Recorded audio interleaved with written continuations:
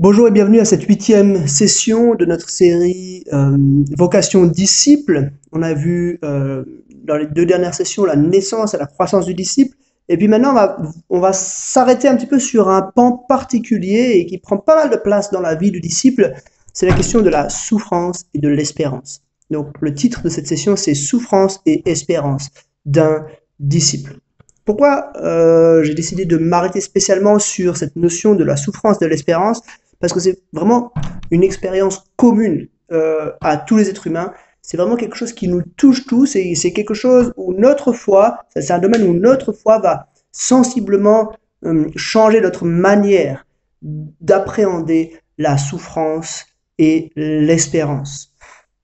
Donc voilà, c'est l'évangile même, le message de l'évangile a quelque chose à nous dire sur ces deux domaines de la souffrance et de l'espérance. Ça fait vraiment partie intégrante de la vie du disciple euh, pour, pour la simple et bonne raison que c'est étroitement lié au ministère de Jésus-Christ. Jésus a souffert plus que tout autre et du coup, ses disciples doivent s'attendre à souffrir. Mais en même temps, Jésus est aussi porteur d'espérance. Il est ressuscité. Il ouvre la voie de la vie éternelle. Il nous permet la justification. Et du coup, il nous amène une grande espérance. Alors, en tant que chrétiens, en tant que disciples, nous vivons d'une manière particulière ces deux domaines de la souffrance et de l'espérance. Et on va passer un petit peu de temps à décortiquer ces deux domaines. Ça, c'était le premier point. Donc, c'est une expérience commune. Deuxième point, c'est des domaines où les excès dans l'histoire ont été très néfastes. Euh, il y a eu des mouvements dans l'histoire de l'Église qui ont voulu mettre l'accent exclusivement sur la souffrance. Et ça a donné naissance à voilà, un christianisme, une théologie de la souffrance exclusif, un évangile de la souffrance, certains l'ont appelé, où en fait c'est même par nos souffrances que nous pouvons mériter, que nous pouvons répondre au message de l'évangile. Ça a donné parfois des excès comme de l'autoflagellation ou des choses comme ça qui ont été réellement néfastes. C'est peut-être un excès dans lequel on tombe pas trop aujourd'hui, bien que peut-être parfois on est tenté d'aller là et de dire mais si vraiment voilà je souffre dans ma vie, voilà je donne tout mais au point d'en souffrir, je vais peut-être augmenter mes chances d'être sauvé. Ça c'est vraiment on doit s'inscrire en faux par rapport à cela parce que c'est pas par nos souffrances qu'on est sauvé, c'est par les souffrances de Christ. Nous vivons, nous aussi, des souffrances, mais c'est une joie, c'est même un honneur. Hein. Les disciples ont dit qu'ils ont été honorés de souffrir pour l'évangile. Nous aussi, ça doit être un honneur de souffrir pour l'évangile. Et on ne doit pas souffrir en vue de gagner quelque chose. L'autre excès, c'est un peu tout ce qui se rattache aux évangiles de prospérité, où là, on met un accent presque exclusif sur l'espérance. Et l'espérance devient la norme. Elle devient ce qu'on devrait vivre maintenant. La prospérité, c'est quelque chose qu'on devrait vivre maintenant et pas juste dans les temps à venir. La prospérité, c'est une théologie qui refuse la souffrance, justement, qui refuse le manque matériel, qui refuse la maladie, etc. Et du coup, ça c'est aussi terrible parce que ça place un poids de culpabilité fort sur les chrétiens, puis ça prend pas en considération que voilà, l'apôtre Paul vivait des souffrances, que les chrétiens dans l'histoire de l'Église sont passés massivement par la souffrance. Ils ont eu droit au minimum aux mêmes souffrances que le reste de l'humanité, et puis bien souvent à plus à cause de la persécution. Donc la souffrance fait partie de l'expérience chrétienne, et on peut pas dire que c'est parce que tu manques de foi que tu souffres ou quelque chose comme ça. Ça peut, enfin, c'est une mauvaise compréhension de l'évangile et c'est une compréhension qui fait peser, voilà, un poids de culpabilité inutile sur les personnes. Maintenant, troisième point, et les points 3 et 4, ça va former vraiment le corps de notre réflexion ici, c'est on va essayer de voir un petit peu une théologie de la souffrance. Qu'est-ce qu'on peut dire, Bible en main, au sujet de la souffrance? Et là, moi, j'ai rassemblé quelques points par rapport à la souffrance euh, pour essayer de bâtir notre réflexion de manière théologique, dans une vision théologique au sujet de la souffrance. Premièrement, 3 choses que nous devons nous rappeler au sujet de Dieu. Et c'est important parce que c'est là-dessus qu'on va bâtir le reste ensuite. La première chose, c'est que Dieu est tout puissant. Il est à l'origine de tout. Il a créé les galaxies, il a créé les atomes, il a toutes les réactions chimiques, tout vient de lui. Il a tout inventé, ce qui se passe dans notre cerveau, tout. Donc, puisque Dieu est tout puissant, il a la possibilité de nous donner de la souffrance ou de ne pas nous donner de souffrance. Donc, il est nécessairement à l'origine de la souffrance. On va voir qu'il n'est pas à l'origine il n'est pas volontairement à l'origine de la souffrance, mais puisqu'il est tout puissant, il est quand même à l'origine de la souffrance d'une manière générale. C'est lui qui permet cette souffrance. On va en parler un petit peu juste après. Deuxième chose par rapport à Dieu qu'il faut qu'on relève, c'est que Dieu nous aime. Il nous aime tellement qu'il nous a donné son Fils unique pour nous sauver. Il nous aime plus que tout. Ça veut dire que même si dans l'univers, nous ne sommes qu'une poussière sur une planète qui n'est qu'une poussière à l'échelle de l'univers, dans la pensée de Dieu, nous avons une place importante.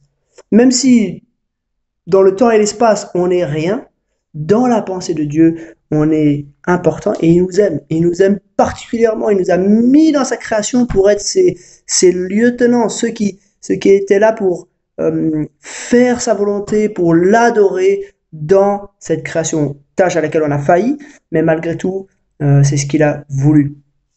Puis la troisième chose par rapport à Dieu qu'il faut qu'on se souvienne, c'est qu'il est avec nous. On l'a lu déjà, Matthieu 28, 20.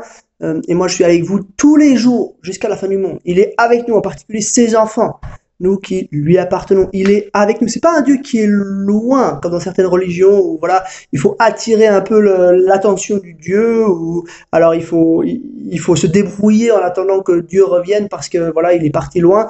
Non, Dieu, il est présent. Il est là avec nous. Il y a beaucoup de versets qui nous parlent de ça. Il y a une doctrine qu'on appelle la doctrine de l'union avec Christ. C'est en Christ, hein, on le voit dans le début de l'épître aux Éphésiens, c'est en Christ qu'on a reçu toutes ces bénédictions. Donc c'est en lui, dans sa présence, qu'on a reçu toutes ces choses. Donc ça c'est par rapport à Dieu. Puis maintenant, on se tourne vers nous. La souffrance, on a dit d'une certaine façon, Dieu la permet. Donc on distingue souvent dans la volonté de Dieu sa volonté volitive, ça veut dire sa volonté active, les choses qu'il décide de faire, et sa volonté permissive.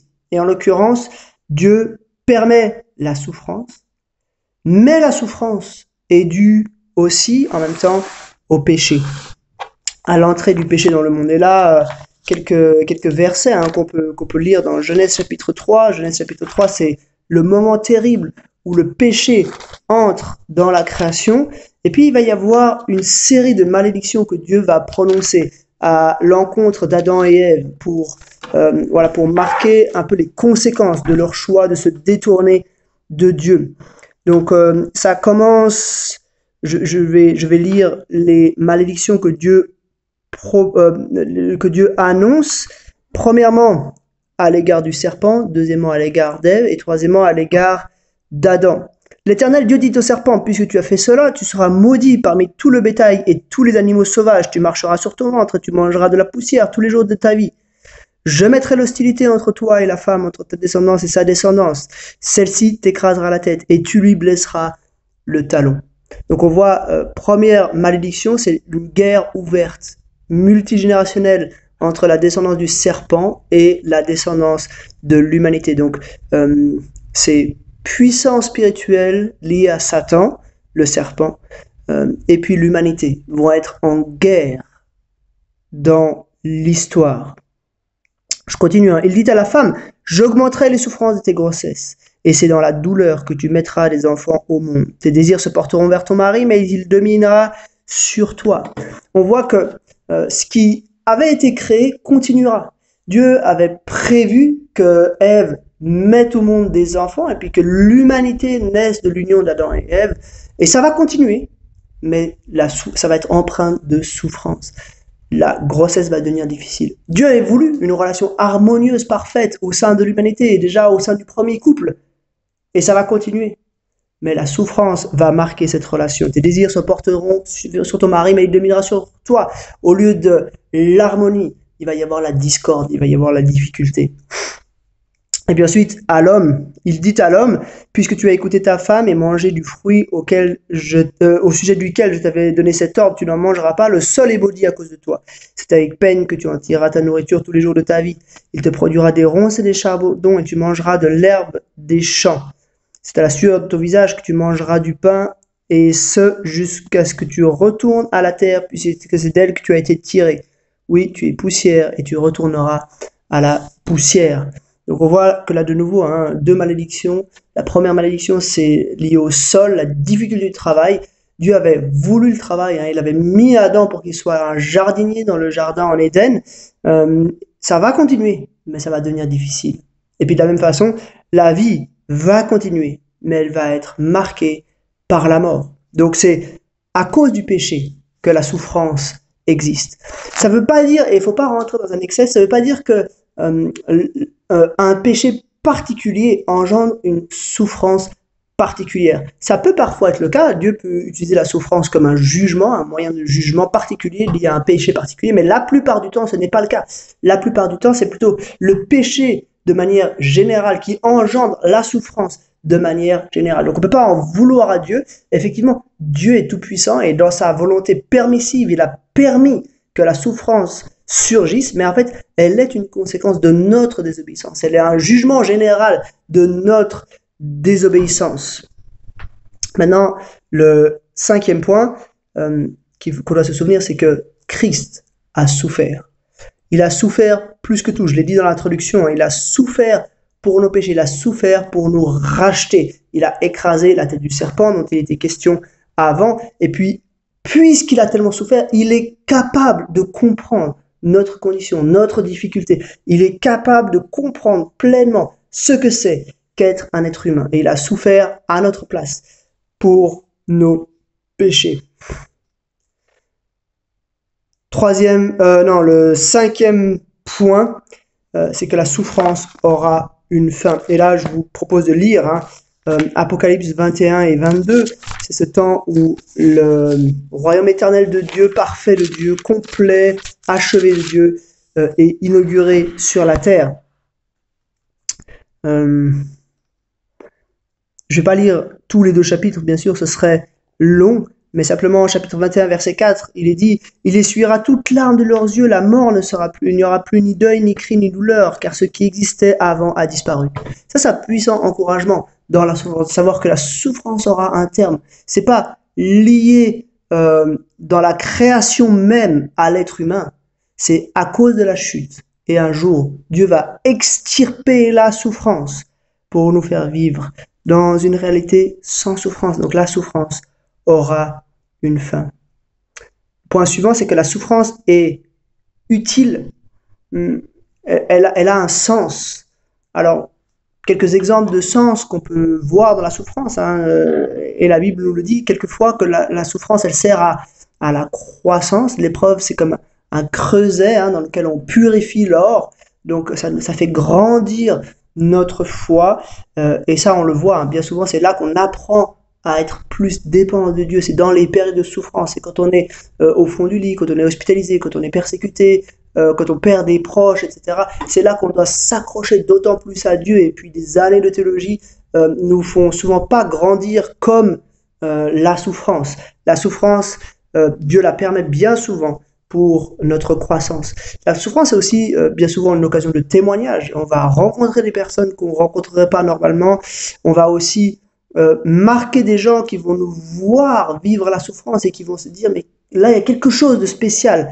Et du coup c'est aussi bien souvent une occasion de témoignage. C'est aussi un moyen où par lequel Dieu nous rappelle qu'il est Dieu et que c'est lui qui règne sur toute chose. Donc voilà, on ne sait pas ce qu'est le sens de la souffrance. En particulier, chaque souffrance, on ne sait pas quel est le sens de chaque souffrance que nous vivons. Mais ce qu'on peut savoir, c'est que Dieu, lui, qui a la maîtrise de toutes choses, il nous donne des souffrances pour des raisons particulières. Probablement qu'on ne le saura jamais pour une bonne partie d'entre elles, mais malgré tout, Dieu permet cela pour des raisons particulières. Ça, c'était mon dernier point. On ne comprend pas toujours la souffrance. C'est un peu comme Job. Job, à la fin de son histoire, il comprend toujours pas vraiment le sens de sa souffrance, mais simplement il accepte que Dieu est Dieu et qu'il fait tout de bonne manière en son temps. Donc ça, c'était une petite théologie, quelques points pour nous expliquer ce que la Bible dit au sujet de la souffrance, et puis maintenant quelques points aussi pour parler de l'espérance. Qu'est-ce que la Bible dit de l'espérance? Premièrement, on a un Dieu bon, et puis un Dieu qui fait preuve de providence envers nous. On parle souvent de la providence. Là, je vous lis simplement un verset dans Matthieu chapitre 5, le verset 45. C'est Jésus qui parle et qui va dire ceci. En effet, il fait lever son soleil sur les méchants et sur les bons. Il fait pleuvoir sur les justes et sur les injustes. C'est-à-dire que Dieu nous donne beaucoup de bonnes choses. Il nous a mis dans un monde magnifique. Il nous a mis dans un monde qui fonctionne, où on peut vivre de belles choses, qu'on soit bon ou méchant. Donc la première raison d'espérer, la première raison de se réjouir, c'est que Dieu est bon envers l'humanité de manière générale. Il nous donne la souffrance, mais il nous donne aussi, il faut l'admettre, beaucoup de belles choses, beaucoup de choses magnifiques. Mais il faut qu'on aille plus loin. Il faut qu'on se souvienne que même si Dieu fait preuve de bonté envers toute l'humanité, il fait preuve d'une bonté bien particulière envers ceux qui lui appartiennent, envers les chrétiens. Et là, j'aimerais lire simplement, voilà, la grande bénédiction, c'est le salut gratuit que Dieu nous accorde. Et on va lire Ephésiens 2:8 pour illustrer ce point. Voilà ce que Paul écrit dans Ephésiens 2, verset 8. En effet, c'est par la grâce que vous êtes sauvés, par le moyen de la foi. Et cela ne vient pas de vous, c'est le don de Dieu. Ce n'est pas par les œuvres afin que personne ne puisse se vanter. On n'a rien fait. Dieu a décidé de nous sauver. Et là, c'est vraiment le motif d'espérance. Il nous a sauvés une fois pour toutes. C'était gratuit, on n'a rien fait, mais il a choisi de nous sauver par sa grâce. Et plus que ça, on peut avoir une assurance parfaite. Et là aussi, je vous lis Romains 8, les versets 38 et 39, où toujours Paul écrit « En effet, j'ai l'assurance que ni la mort, ni la vie, ni les anges, ni les dominations, ni le présent, ni l'avenir, ni les puissances, ni la hauteur, ni la profondeur, ni aucune créature ne pourra nous séparer de l'amour de Dieu manifesté en Jésus-Christ notre Seigneur. Rien ni personne, jamais ne pourra nous arracher de cette assurance. » Autre sujet, le quatrième sujet d'espérance, c'est la vie éternelle. On l'a dit, hein, et là je vous invite à relire Apocalypse 21 et 22, cette ville magnifique, dans la présence de Dieu, où il n'y a plus de temple, parce que Dieu est lui-même là, il n'y a plus de soleil, parce que Dieu lui-même éclaire la ville. C'est glorieux, c'est notre destinée en tant que chrétien, et ça c'est notre grande espérance. Encore 2 points par rapport à l'espérance, c'est la notion de patience. On espère. Quand on dit on espère en français, des fois, ça peut un peu difficile parce que on espère quelque chose d'incertain en général en français. Mais en fait, l'espérance biblique, c'est qu'on attend plutôt quelque chose qui va arriver, c'est certain, mais on l'attend avec impatience. J'aimerais lire quelques versets dans Apocalypse 6 qui nous montrent cette notion de patience liée à l'espérance. Apocalypse 6, les versets 9 à 11. Il y a un ange qui est en train d'ouvrir les sceaux, et quand il ouvrit le 5e sceau, je vis sous l'autel l'âme de ceux qui avaient été mis à mort à cause de la parole de Dieu et à cause du témoignage qu'ils avaient rendu. Ils crièrent d'une voix forte: « Jusqu'à quand, Maître saint et véritable, tarderas-tu à faire justice et à venger notre sang sur les habitants de la terre ?» Une robe blanche fut donnée à chacun d'eux, et ils reçurent l'ordre de rester en repos un petit moment encore, jusqu'à ce que le nombre de leurs compagnons de service et de leurs frères et sœurs qui devaient être mis à mort comme eux soit au complet. Donc on patiente, on est dans un temps de la patience, et on se réjouit avec patience, on espère avec patience le retour de notre Seigneur. Et finalement, le dernier point, le point F, dans cette espérance, on vit la joie.